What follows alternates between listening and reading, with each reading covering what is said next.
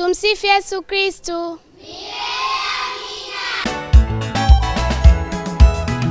Watu wengine wanadhani mtoto mtakatifu ni kupoteza muda wao kwenda kanisani. Watu wengine wanadhani mtoto mtakatifu ni kupoteza muda wao kwenda kanisani.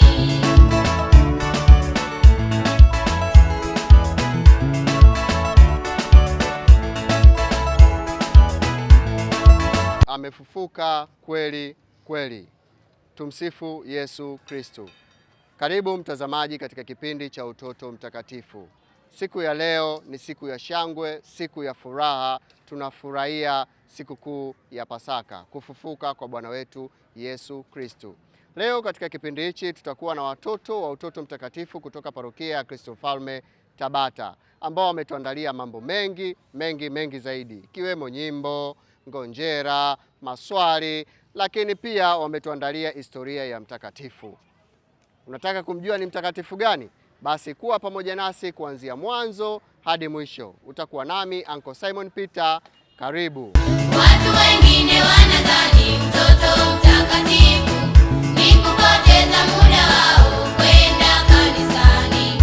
Watu wengine wanadhani mtoto mtakatifu ni kupoteza. Utoto mtakatifu, Baba, Mwana na Roho Mtakatifu daima. Usafi kwa Yesu, usafi kwa Yesu. Tumeupata, tudumishe haki na amani. Sisi ni shirika la Utoto Mtakatifu, parokia ya Kristo Mfalme Tabata.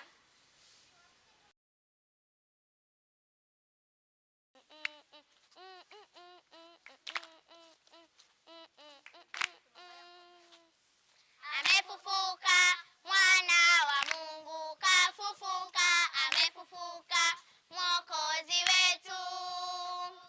Amefufuka mwana wa Mungu, kafufuka, amefufuka Mwokozi wetu.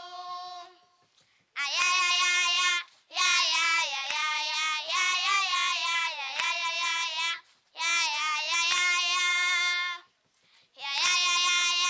yayayayaya,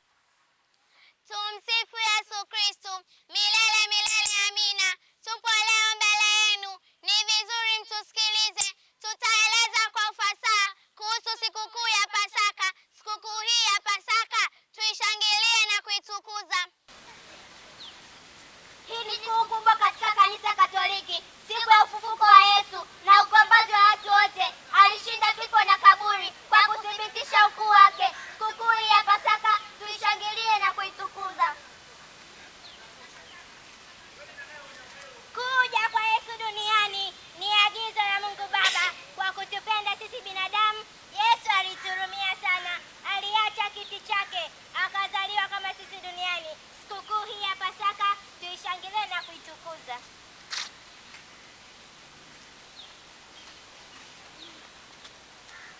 Alianza kazi yake ya kufundisha kwa watu na sehemu mbalimbali.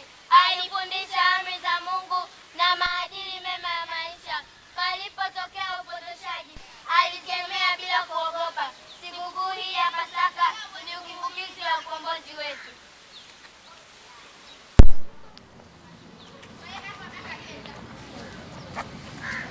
Aliwaponya wagonjwa wengi na kuwafufua pia wengine.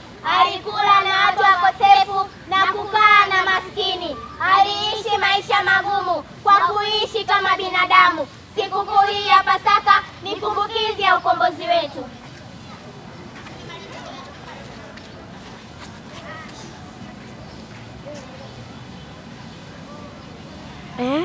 Yesu alijua mpango wa kumuua.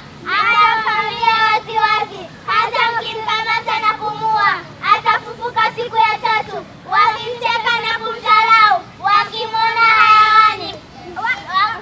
Anayemdharau Yesu Kristo, ufalme wa mbinguni sio wake. Alikamatwa na kuteswa sana, akahukumiwa kifo cha msalaba. Mchana sikukuu ya Ijumaa Kuu, Yesu alikufa pale msalabani. Lakini sikukuu ya Jumapili alfajiri, Yesu alifufuka toka mauti. Anayemdharau Yesu Kristo, ufalme wa mbinguni sio wake. Wanawake ni watu muhimu katika maisha yote ya Yesu. Walimpa huduma mbalimbali. Hapa ninawataja wachache: Maria Magdalena na Martha na Veronika asiye na woga. Sikukuu hii ya Pasaka ni kumbukizi ya ukombozi wetu. Mateso yetu msalabani chanzo ni madhambi yetu. Tuyaenzi na kuyathamini kwa kuacha dhambi na kubadilika. Mabadiliko baada ya Pasaka tuyafanye sote kwa pamoja. Siku hii ya Pasaka iwe mwanzo wa mabadiliko.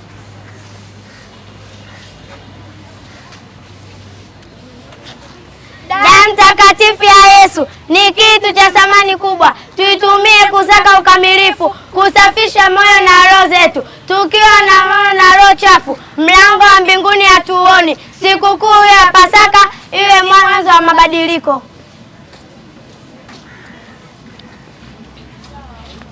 Ujumbe wetu kwenu wote: tuheshimu sana Pasaka. Yesu alifufuka Jumapili na Mungu alipumzika Jumapili. Misa rasmi ni Jumapili katika kuenzi ufufuko. Hapa ni mwisho tumefika. Tunatakia Pasaka njema. Watu wengine wanadhani mtoto mtakatifu ni kupoteza muda wao kwenda kanisani. Watu wengine wanadhani mtoto mtakatifu ni kupoteza. Tumsifu Yesu Kristo. Naitwa Lutigalda Andrew na sasa tupo katika kipengele cha darasani. Watoto, mpo tayari kwa maswali? Tuko tayari. Swali la kwanza: Yesu alifufuka siku ya ngapi? Dada Glory. Kwa jina naitwa Glory. Jibu ni Yesu alifufuka siku ya tatu baada ya kusulubiwa. Amepata, amekosa? Amepata. Tumpongeze. Swali la pili: ni nani alikuwa wa kwanza kumwona Yesu? Dada Regina. Kwa majina naitwa Regina. Jibu ni Maria Magdalena. Amepata, amekosa? Amepata. Tumpongeze. Swali la tatu: ni wanawake gani walikwenda kaburini? Dada Erika. Kwa jina naitwa Erika. Jibu ni Maria Magdalena, Maria mama ya Yakobo na Salome. Amepata, amekosa? Amepata. Tumpongeze. Swali la nne: jiwe la kaburi liliondolewa na nani? Kwa jina naitwa Erika. Malaika wa Bwana alishuka na kuliondoa jiwe. Amepata, amekosa? Amepata. Tumpongeze. Swali la 5. Malaika aliwaambia nini? Dada Recho. Kwa majina naitwa Recho Timothy Kajela, natoka shule ya msingi Tabata. Malaika aliwaambia hayupo hapa, amefufuka kama alivyosema. Amepata amekosa? Amepata. Tumpongeze. Swali la 6. Kwa nini wanafunzi hawakuamini haraka? Dada Flaviana. Kwa jina naitwa Flaviana Princess. Naenda kujibu swali. Walikuwa na hofu na mshangao, hawakuamini kwa haraka. Amepata amekosa? Amepata. Tumpongeze. Swali la 7. Yesu alijitokeza wapi kwa wanafunzi wake? Kwa jina naitwa Harriet, katika chumba alichokuwa amejifungia. Amepata amekosa? Amepata. Tumpongeze. Swali la 8. Ni nani aliyekuwa na shaka? Kwa jina naitwa Clara. Naenda kujibu swali. Tomaso aitwaye Pacha alitaka kuona kabla kuamini. Amepata amekosa? Amekosa. Amekosea kidogo. Wa kumsaidia dada pale. Kwa jina naitwa Brilliant. Tomaso aitwaye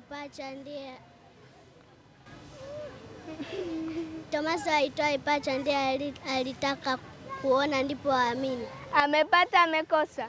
Amepata. Tumpongeze. Swali la 9. Yesu aliwaambia nini baada ya kufufuka? Kwa jina naitwa Grace. Jibu ni amani iwe kwenu, na akawatia moyo. Amepata amekosa? Amepata. Tumpongeze. Swali la 10. Kufufuka kwa Yesu kuna maana gani? Kwa majina naitwa Recho Timothy Kajela, natoka shule ya msingi Tabata. Ni ushindi dhidi ya dhambi na mauti na kuthibitisha umungu wake. Amepata amekosa? Amepata. Tumpongeze. Swali la 11. Yesu alikaa duniani muda gani baada ya kufufuka? Kwa jina naitwa Faith Lisa. Najibu swali. Yesu alikaa siku 40 duniani. Amepata amekosa? Amepata. Tumpongeze. Swali la 12. Yesu alithibitishaje kuwa amefufuka? Kwa jina naitwa Glory. Naenda kujibu swali. Alionyesha majeraha yake na kula mbele yao. Amepata amekosa? Amepata. Tumpongeze. Swali la 13. Ni maandiko gani yanazungumzia kufufuka? Kwa jina naitwa Olivia. Mathayo 28, Marko 16, Luka 24, Yohane 20. Amepata amekosa? Amepata. Tumpongeze. Swali la 14. Kufufuka kunatupa tumaini gani? Kwa jina naitwa Frankalidia. Jibu ni tumaini la uzima wa milele na ushindi wa kifo. Amepata amekosa? Amepata. Tumpongeze. Swali la 15. Kwa nini kufufuka ni msingi wa imani ya Kikristo?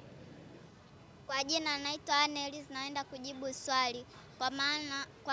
Kwa sababu anajua ahadi zake ni za kweli. Amepata amekosa? Amepata. Tumpongeze. Mpaka hapo tumefika mwisho wa kipengele chetu cha darasani. Watu wengine wanadhani mtoto mtakatifu ni kupoteza muda wao kwenda kanisani. Watu wengine wanadhani mtoto mtakatifu ni kupoteza. Utatu Mtakatifu, Baba, Mwana na Roho Mtakatifu daima. Safi kwa Yesu, safi kwa Yesu, tumeupata Kwa jina naitwa Sister Alice Nyambo. Tupo katika kipindi cha kusikiliza historia ya mtakatifu. Watoto, tupo tayari kusikiliza? Tupo tayari. Kwanza tutambue kwanza mtakatifu ni nani. Mtakatifu ni mwanadamu kama sisi, na katika utakatifu wake amejinyakulia mambo mbalimbali. Amependa kuishi maisha yanayompendeza Mungu na wanadamu pia. Sasa kwa siku ya leo tutajifunza maisha ya mtakatifu Carlo Acutis. Carlo Acutis. Mtakatifu nani? Carlo Acutis. Huyu alikuwa kijana. Alianza utoto kama sisi, akafikia maisha ya ujana. Mtakatifu Carlo Acutis alizaliwa tarehe 3 mwezi wa 5 mwaka 1991. Alizaliwa London. Baadaye akaelekea kuishi na wazazi wake kuendelea kupata malezi Milan, Italia. Mtakatifu huyu Carlo Acutis alipenda sana kujifunza kompyuta.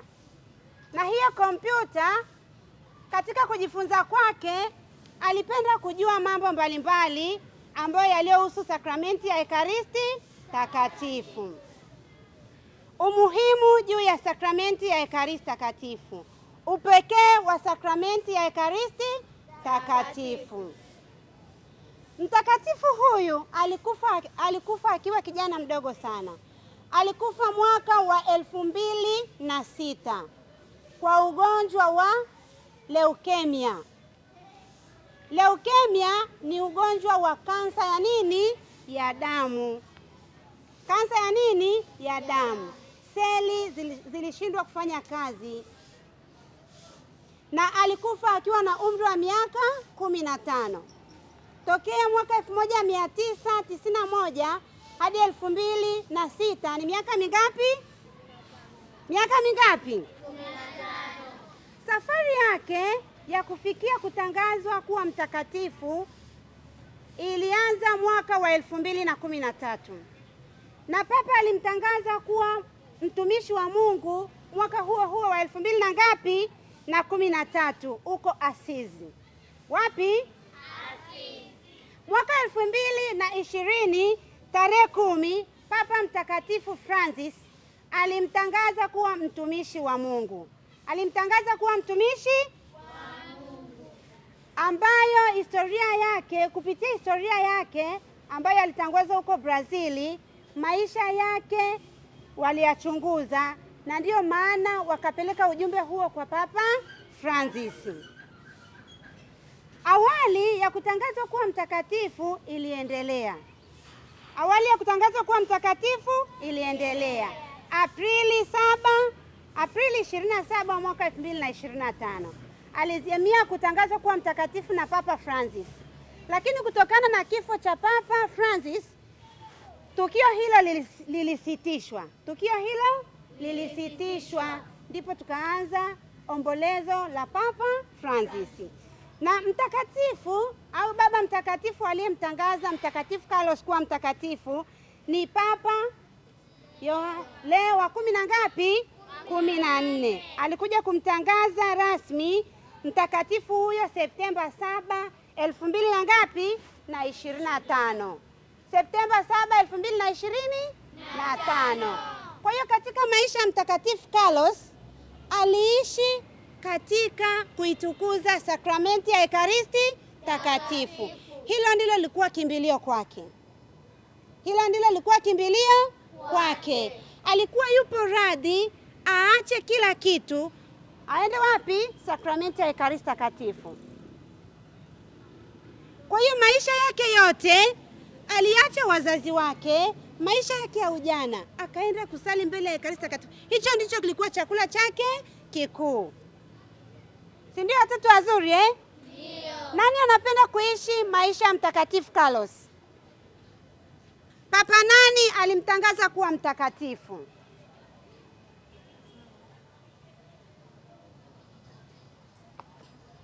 Papa Francis. Papa nani alimtaja kuwa mtakatifu? Amesema Papa Francis, ni kweli? Papa nani alimtangaza mtakatifu? Lutgelda.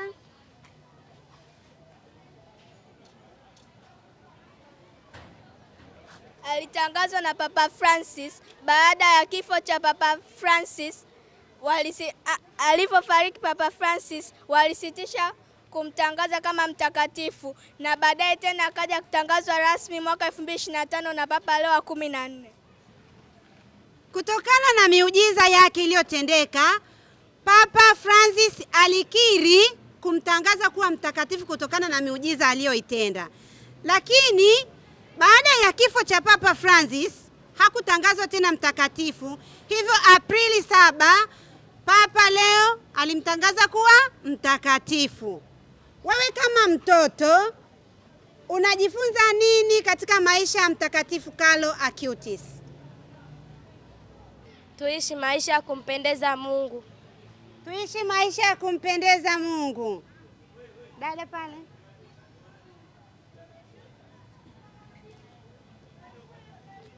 Tuishi maisha ya upendo na Tuishi maisha ya upendo na unyenyekevu. Watoto wazuri, tumejibu vizuri sana. Tujipongeze. Basi ninachowaambia ninyi kama watoto, tupende kuishi maisha yanayomwelekea Kristo. Maisha yanayomwelekea nani? Kristo. Kwa maana ukisema unampenda Kristo unamchukia binadamu mwenzako, huo ni uongo. Huo ni nini? Ni uongo. Kwa hiyo katika historia ya maisha ya Mtakatifu Carlos aliyependa kukesha na Yesu wa Ekaristi, na sisi tujifunze vivyo hivyo kukesha na nani? Na Yesu wa Ekaristi. Utoto mtakatifu. Baba, Mwana na Roho Mtakatifu daima. Safi kwa Yesu, safi kwa Yesu, tumeupata tudumishe haki na amani. Hizo sio sauti za watoto wote. Utoto mtakatifu.